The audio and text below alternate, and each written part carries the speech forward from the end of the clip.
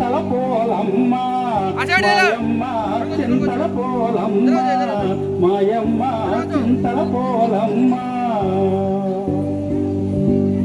ఆ విధంగా అమ్మవారు స్నానానికి వస్తుండగా ఒకరోజు అర్ధరాత్రి కోళ్ళగూడులో ఎలక దొరపడ్డంతో బెదిరిని కోళ్లు కూయడం వల్ల కోడికూత సమయం అయిందని భావించినటువంటి జాలారి తన వలను భుజంపై వేసుకొని సముద్రం ఒడ్డుకు వచ్చాడు. ఎదురుగా వస్తున్నటువంటి అమ్మవారిని చూసిన జాలారి, ఎవరి అందగత్తే, ఇంత అందం జీవితంలో ఎప్పుడూ చూడలేదు, ఈ పిల్లను పొందకపోతే జీవితమే వ్యర్థమని భావించి జాలారి అమ్మవారికి ఎదురుగా వెళ్ళి, ఎవరు ఏది నీ ఊరు నవ్వులి బామ ఏది నీ పేరు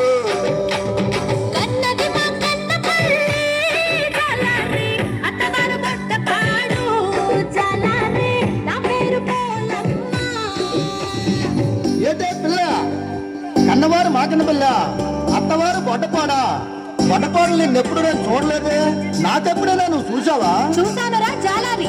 చూసావా? ఎక్కడ చూసావే? ఒరే జాలారి, మొన్న అమ్మవారి గుడికి వచ్చావు కదరా, వచ్చి అమ్మవారి ముక్కుకున్న నత్తులు చూస్తున్నావు కదా, అప్పుడు చూశాను. అమ్మో, ఇది సామాన్యురాలు కాదు. సరే, నీ అన్నదమ్ములు కానీ అక్క చెల్లెలు కానీ ఎవరైనా ఉన్నారా? ఉంటే ఏ ఊర్లో ఉన్నారు? ఉన్నారా జాలారి, మేము 7 అక్క చెల్లెళ్ళం.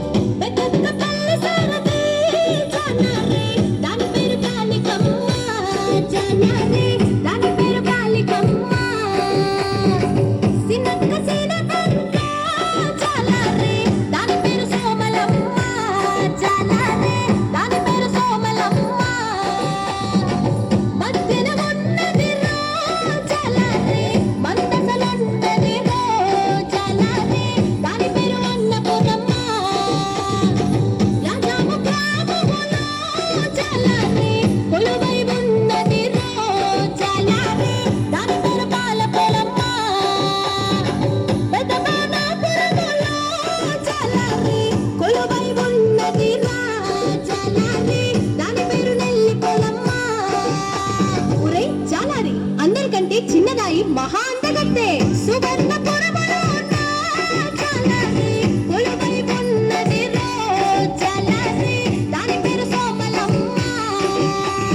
ఏంటే పిల్ల అందరూ అమ్మవారి పేర్లు చెప్పేస్తున్నావు, నువ్వు పెద్ద అమ్మవారి లాగా? అవునురా జాలారి, నేను పెద్దమ్మోర్నే, నీకు అమ్మలాంటి దాని. నేను స్నానానికి వెళ్ళాలి, నీవు వేటకు వెళ్ళరా, నీకు కావలసినన్ని చేపలు దొరుకుతాయి. పిల్ల నువ్వు అందమైన దానివి, నేను బలమైన వాడిని, మన ఇద్దరం కలిస్తే నీ మనసు నా మనసు రెండొక్కటైతే నా ఒలి బామ రెండొక్కటైతే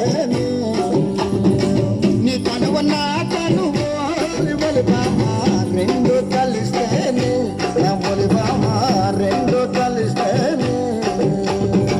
లాగానికి అంతటకు ఒలి బామ కనువిందు కాదేటి నా ఒలి బామ కనువిందు కాదేటి. ఒరే జాలారి, అమ్మతో అలా మాట్లాడటం తప్పు కదా? ఒలే పిల్ల, ఈ కిట్టుగాడి కంటిలో పడ్డ పాప వల్లో పడ్డ చేప గిలకిల గిలకిల కొట్టుకోవడమే కానీ తప్పించుకోవడం సాధ్యం కాదు.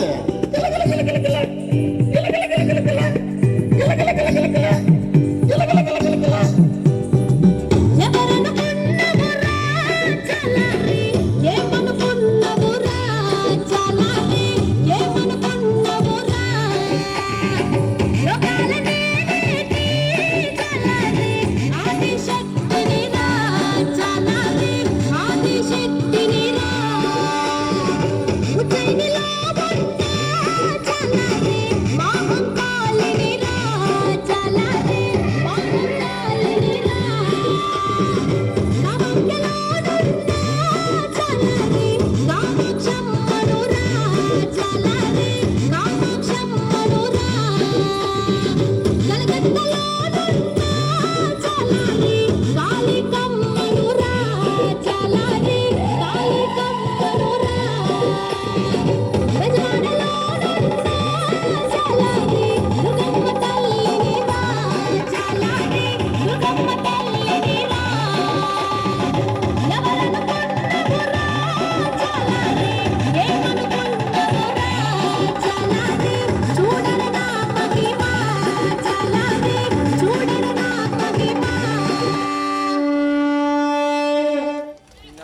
సబ్స్క్రైబ్